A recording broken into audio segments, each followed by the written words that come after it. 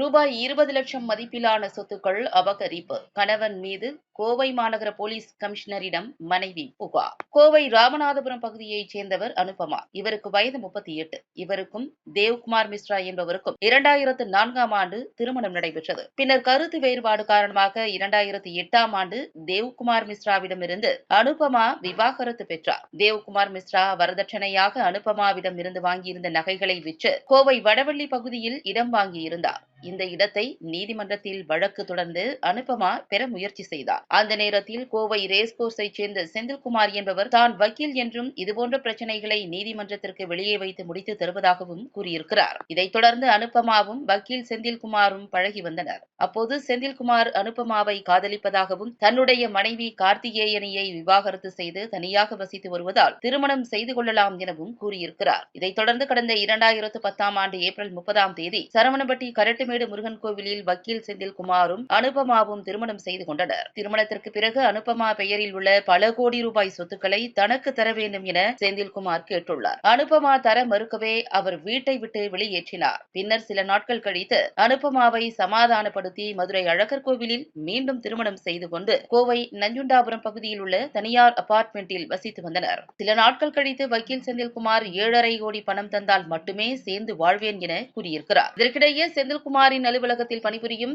மற்றொரு பெண்ணுடன் அவருக்கு கள்ள தொடர்பு ஏற்பட்டதாக கூறப்படுகிறது. இது பற்றி அறிந்த அனுபமா தனது கணவர் செந்தில்குமாரிடம் கேட்டுள்ளார். அப்போது அந்த பெண்ணை அவர் திருமணம் செய்ய இருப்பதாக கூறியிருக்கிறார். இதை கேட்டு அதிர்ச்சியடைந்த அனுபமா தனது கணவர் செந்தில்குமார் குறித்து விசாரிக்க தொடங்கினார். அப்போது 2022ஆம் ஆண்டு தான் செந்தில்குமார் மதுரை நீதிமன்றத்தில் விவாகரத்து பெற்ற விவரம் தெரிய வந்தது. ஏற்கனவே விவாகரத்து ஆனதாக கூறி தன்னை திருமணம் செய்து மோசடி செய்ததாக அனுபமா வக்கீல் செந்தில்குமாரிடம் வாக்குவாதம் செய்தார். இதைத் தொடர்ந்து மீண்டும் கடந்த ஆண்டு செப்டம்பர் மாதம் மதுரையில் உள்ள தனது உறவினர்கள் முன்னிலையில் மீண்டும் தாலி கட்டி செந்தில்குமாரும் அனுபமாவும் மீண்டும் திருமணம் செய்து கொண்டனர். பின்னர் கோவைக்கு வந்தபோது வீட்டிற்கு அழைத்து செல்லாமல் ரேஸ்கோர்ஸ் பகுதியில் உள்ள நட்சத்திர ஹோட்டலில் அனுபமாவை தங்க வைத்தார். வீட்டிற்கு அழைத்து செல்லாததால் அனுபமா புறப்பட்டு தனது வீட்டிற்கு சென்றுள்ளார். அப்போது வீட்டில் நண்பர்களுடன் செந்தில்குமார் மது அருந்திக் கொண்டிருந்தார். இதை பார்த்து அதிர்ச்சியடைந்த அனுபமா இதுகுறித்து தனது கணவர் வக்கீல் செந்தில்குமாரிடம் கேள்வி எழுப்பியுள்ளார். அப்போது செந்தில்குமார் தனது மனைவி அனுபமாவை அங்கிருந்து துரத்தி விட்டுள்ளார். அப்போது அருகில் இருந்தவர்கள் ராமநாதபுரம் போலீசாருக்கு தகவல் தெரிவித்தனர். தகவலின் அடிப்படையில் போலீசார் அங்கு சென்று விசாரணை நடத்தினர். அப்போது செந்தில்குமார் தனது மனைவி அனுபமாவை யார் என்றே தெரியாது என்றும் கூறியிருக்கிறார். அப்போது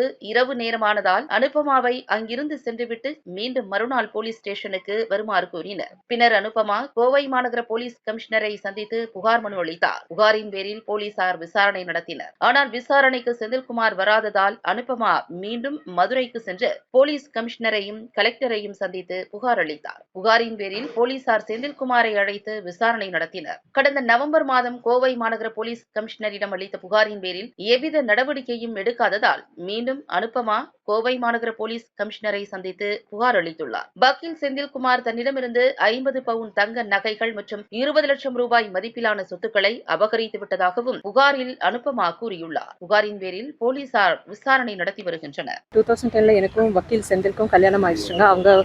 அவங்க ஃபேமிலி, அவங்க அப்பா, அவங்க சொந்தக்காரங்க எல்லாரும், அவங்க பிரதர் சிஸ்டர்ஸ் எல்லாரும் சேர்ந்து வந்து கரட்டுமேடு முருகன் கோவிலில் வந்து சரவணம்பட்டியில் கல்யாணம் பண்ணி வச்சாங்க. அப்போ வந்து செந்திலுக்கு வந்து டிவோர்ஸ் ஆச்சுன்னு தான் எங்கிட்ட சொல்லப்பட்டதுங்க. அவரோட சொந்தக்கார பொண்ணை வந்து அவருக்கு விவாகரத்து ஆச்சுன்னு சொன்னாங்க.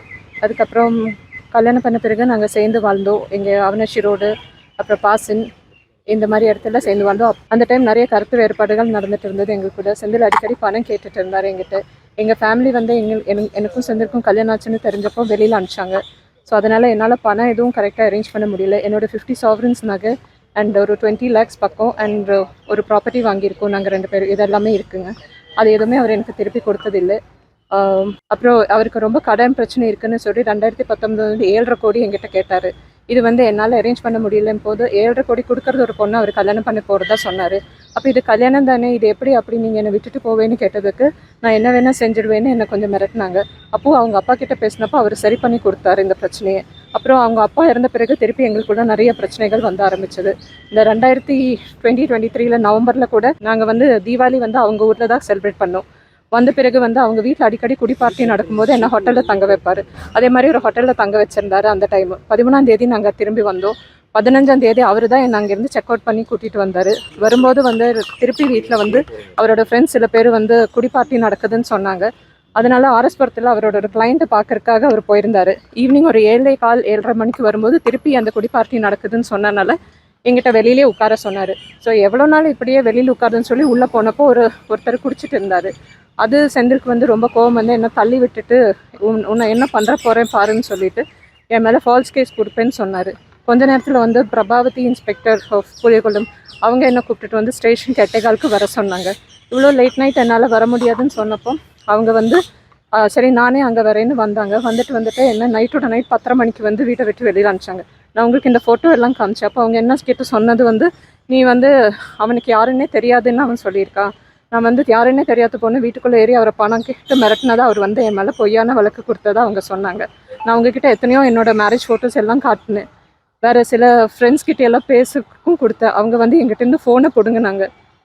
அதில் தான் என்னோட மேரேஜ் ஃபோட்டோஸ் எல்லாம் இருந்தது. எப்படியோ அவங்கக்கிட்டேருந்து அதை வாங்கினேன். 10:30 மணிக்கு நைட் என்னை வெளியில் அனுப்பிச்சாங்க. அன்னையிலேருந்து நான் வீடு இல்லாமல் வெளியில் என் ஃப்ரெண்ட்ஸ் வீட்டில் தான் தங்கிட்டு இருக்கேங்க. அண்ட் November 18th வந்து நான் கமிஷனர் சாரை பார்த்துட்டு வந்து இந்த மாதிரி பிரச்சனை இருக்குன்னு சொன்னேன். அவர் உடனே வந்து அந்த கம்ப்ளைண்ட் பிரபாவதி அவங்க பண்ண கம்ப்ளைண்ட்டை வந்து க்ளோஸ் பண்ணிவிட்டு ஏசி போத்தனூர் சாரை வச்சு இதை விசாரணை ஆரம்பித்தாங்க. அவர் 21ஆம் தேதி வந்து என்னையும் செந்திலையும் விசாரித்தாங்க. விசாரணை நடுவில் வந்து செந்தில் வந்து அவருக்கு சுகர் பேஷண்ட் அவர், நான் வேற ஒரு நாள் என்கொயரிக்கு வரேன்னு சொல்லி எந்திரிச்சு போனவர். இவ்வளோ நாள் நிறைய வாட்டி என்கொயரிக்கு கூப்பிட்டாங்க. ஆனால் நான் 2-3 வாட்டி போயிருக்கேங்க. ஆனாலும் செந்தில் ஒரு வாட்டி கூட வரலை அதுக்கு எந்த என்கொயரிக்குமே. அப்புறம் வந்து இப்போ இவர் ஏசி சார் என்ன சொன்னாருன்னா நெக்ஸ்ட் டைம் செந்தில் வந்த பிறகே வந்துட்டு நான் உங்களை கூப்பிட்றேன், திருப்பி ஒரு வாட்டி நீங்கள் வந்துட்டு திருப்பி போகிறது மாதிரி இருந்ததுன்னு சொன்னாங்க. அப்புறம் நடுவில் நான் வந்து செந்திலை பார்க்கறதுக்காக வந்து மதுரைக்கு போயிருந்தேன் பொங்கல் டைமு. அப்போது அங்கேயும் வந்து 100 கடிச்சிட்டு வந்துட்டு என்னை வந்து வெளியில் அனுப்புறதுக்கு தான் முயற்சி செஞ்சாங்க. கோயம்புத்தூரில் வக்கீலாக இருக்கிறாருங்க. அவர் யாதவா காலேஜ் கவுன்சில் மெம்பராகவும் இருக்கிறாரு மதுரையில். ஸோ அவர் மதுரையிலையும் கோயம்புத்தூர்லேயும் மாற்றி இருப்பார். இல்லை இங்கே வந்து மதுரையில் மட்டும் ஒரு சிஎஸ்ஆர் ஆயிருக்குங்க. அவர் நேற்று மதுரை இங்கே கமிஷனர் சாரை பார்த்து தான் கம்ப்ளைண்ட் பண்ணாங்க. November 18ஆம் தேதி பண்ணதுங்க 2023. ஏசி சாரை வச்சு விசாரணை பண்ணாங்க. செந்தில் வந்து ஒரே வாட்டி தான் விசாரணைக்கு வந்தாங்க. திருப்பி இன்னைக்கு வந்து கமிஷனர் சாரை பார்க்க வந்தேங்க. அவர் திருப்பி ஏசி சாரை வச்சு ஒரு வாட்டி விட கரெக்டாக விசாரிக்கிறேன், இது ஃபேமிலி டிஸ்பியூட்னால இது வந்து எப்படி டீல் பண்ணுறதுன்னு தெரியலன்னு சொன்னார். அவர் இங்கே கோயம்புத்தூர் கோர்ட்டில் தாங்க, அவரோட ஆஃபீஸ் ரைஸ் கோர்ஸில் இருக்குது. அவர் அப்படி தான் பண்ண போகிறாரு. 7.5 கோடி கொடுக்குறது போனால் கல்யாணம் பண்ணுவாருன்னு சொன்னாங்க. அவரோட ஒரு ஜூனியர் பொண்ணு கூட அவருக்கு கொஞ்சம் இல்லீகல் கான்டாக்ட் இருக்குது. அதை நான் தட்டி கேட்டதுக்கு எல்லாம் தான் என்னை வீட்டை விட்டு வெளியில் அனுப்பிச்சாரு. இதுக்கு சட்டப்படியான என்ன நடவடிக்கையும் எடுத்துகிட்டு எனக்கு நியாயம் கொடுக்கணும். ஏன்னா நான் இப்போ வீடு இல்லாமல் இருக்கிறேன், எனக்கு வேலையும் இல்லை. ஸோ என்ன பண்ணணும்னு தெரியல. என்னோட ஒரு 50 sovereigns நகை அவர்கிட்ட இருக்குங்க. அண்டு மோர் தென் 20 lakhs பக்கம் வாங்கியிருக்கிறாருங்க. இப்போ எனக்கும் அவர் பேரில் ஒரு லேண்ட் இருக்குங்க கோத்தகிரி. ஆனால் அது எங்கிட்டேருந்து காசு வாங்கிட்டு 2 பேர் மேலே அவர் ரெஜிஸ்டர் பண்ணியிருக்காரு. 14 வருஷமாக போயிட்டுருக்காங்க. 2010 எங்கள் 2 பேத்துக்கும் கல்யாணம் ஆச்சு. ஆனால் அவருக்கு 2022 தான் டிவோர்ஸ் ஆச்சுன்னு இப்போ தான் எனக்கே தெரிய வருதுங்க. ஸோ அதுவும் அவர் மறைச்சிருக்காரு. அவர் டிவோர்ஸ் ஆச்சுன்னு தான் அவர் முதல்ல எங்கிட்ட சொல்லப்பட்டது. மதுரையில் நான் கமிஷனரை பார்த்து இதே மாதிரி அங்கே ஒரு என்கொயரி நடந்தது. அங்கேயும் வந்துட்டு அவர் இதே மாதிரி தான் கல்யாணம் எல்லாம் நடக்கலை எங்களுக்குள்ள, அந்த மாதிரி தான் அதை மறந்துருக்காரு. ஆனால் நான் எல்லா எவிடன்ஸும் கல்யாண வீடியோலேருந்து எல்லாமே கொடுத்தேன்.